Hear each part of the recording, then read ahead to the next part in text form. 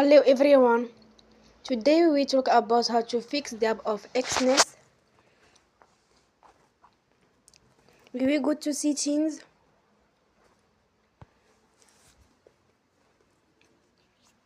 Then we click on apps. After that you will search the app Exness and you will click.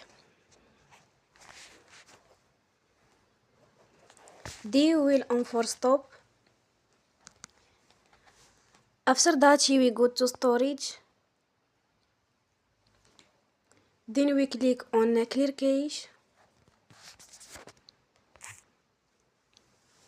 In the end, you will turn off your Wi-Fi and you will turn again. Don't forget to support us by like and subscribe. See you next time and thank you for watching.